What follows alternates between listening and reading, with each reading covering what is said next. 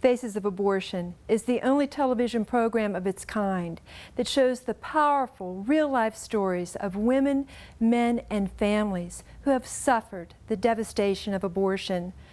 Faces of Abortion touches hearts and changes lives in over 125 nations. Faces of Abortion is a program that will help you with healing from the heart and hope for the future. You will be given practical steps for healing in your life and help to end the suffering of abortion. So it just overwhelmed me. And I felt the only way to escape the pain was to take my life.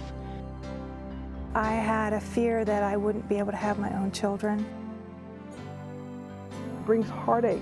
It brings hurt.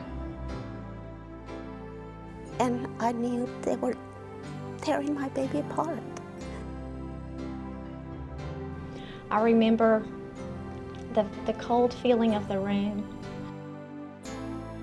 I remember laying there and I just said to myself that I will never forgive myself for what I'm doing. I believe that my life was spared that night just so that I could be here right now and say abortion hurts women.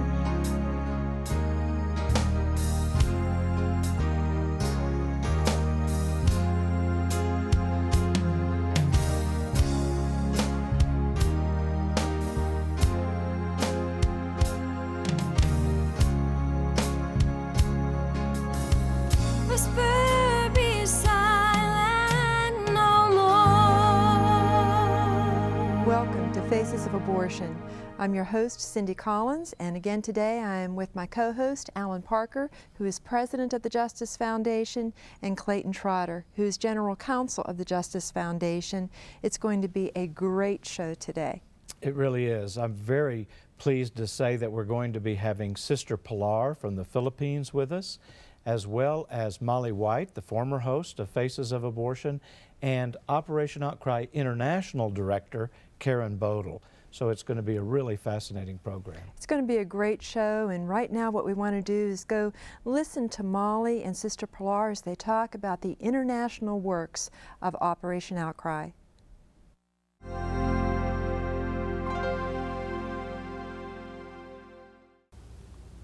Welcome to Faces of Abortion. I'm your former host, Molly White, and I had the wonderful opportunity to interview a very dear friend of ours, Sister Pilar Verzosa from the Manila, Philippines.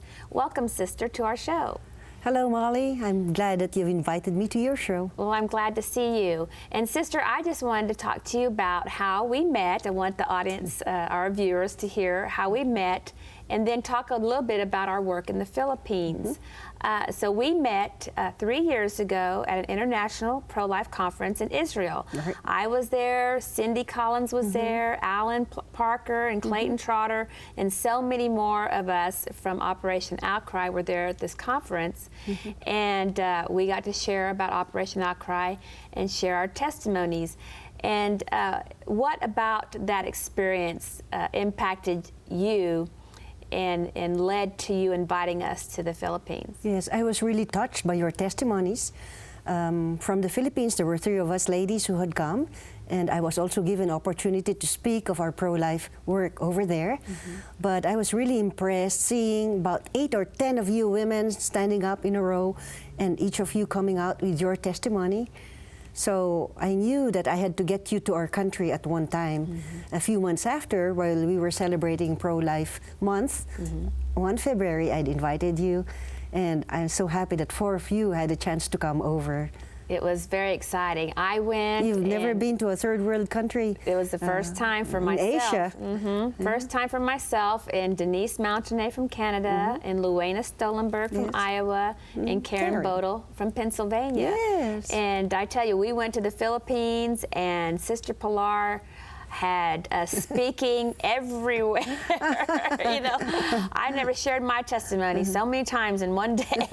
But the biggest thing was how you helped us stop the legalization of abortion that year. That's wonderful. Because there's a bill now in Congress, they call it reproductive rights, responsible parenthood, population control. But I know if that Congress bill would pass, then it's practically like having legalized abortion. Right. And we were out there on the highway where all these congressmen would pass by, and you women had your signs saying, "I regret my abortion. Abortion hurts women and children." That was really very impressive. We got into the media that time. We did, and I tell you, that was, and we'll show a picture of that, but that was, there were thousands of people lining one of the busiest roads in Manila, and I bet literally tens of thousands of people saw us standing there.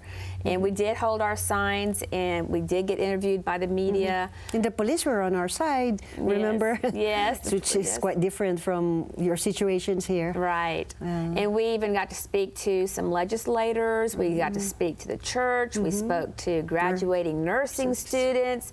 We spoke everywhere. You know? And you were on television also? We were on television. We visited a home for unwed mothers that your convent runs, and we encouraged the young mothers there. We went and visited an orphanage. So, Sister Pilar, tell us just a little bit about your history and your involvement in pro-life work. Yes, I'm a Good Shepherd sister. That's my congregation. And we run homes for unwed mothers. And as a nurse, before I entered the convent, I was assigned to this maternity home for many years. When I got to know about pro-life organizations, especially here in the United States, when you legalized it in 73, in 74, Father Paul Marks of Human Life International visited our country, and I happened to attend one of his sessions, and I said, that is the kind of work I'd like to get into. So I asked him for his films and projector and all the materials, and I started to go from school to school telling them that there is an alternative to abortion. These teenagers and college students need not choose abortion. You know, it's illegal in our country, but there's ways. There are ways of doing it. Right. And so with our sexuality value-oriented teaching, we've been able to reach out to these students, and also our crisis pregnancy centers, hotline centers. Right, and you've done such good work, and not only in preventing abortions, but also educating young people and families on being sexually pure, right? You know, and abstinence, and then also encouraging and teaching married couples a safe way of, I don't want to call it birth control, postponing a next pregnancy. Postponing a pregnancy, you know, and it's not done by pills or any artificial means like that. Or getting sterilized, their tubes tied. Right, and Sister Pilar has just been literally a leader in pro-life work in the Philippines for many, many years, and she has taught us so much. And Sister, we have a couple minutes left, and I always like to ask my guests to look into a camera and just encourage a young girl who may be sexually active and maybe just now finding out she's pregnant and considering her alternatives. Would you encourage her? Yes, I've just written a book of stories of 12 women. 7 of them would have had an abortion, but because people have intervened and showed them that there is another way, they have been able to give birth to their babies successfully and are so proud of the babies right now. The grandmas too are so proud of their grandchildren. And 5 stories of women who have had abortion, the devastation that it has cost their life, but how they have returned to the Lord somehow because of our pro-life work. So there is a way. God will make a way for you. That's right. Have faith. Amen. Amen.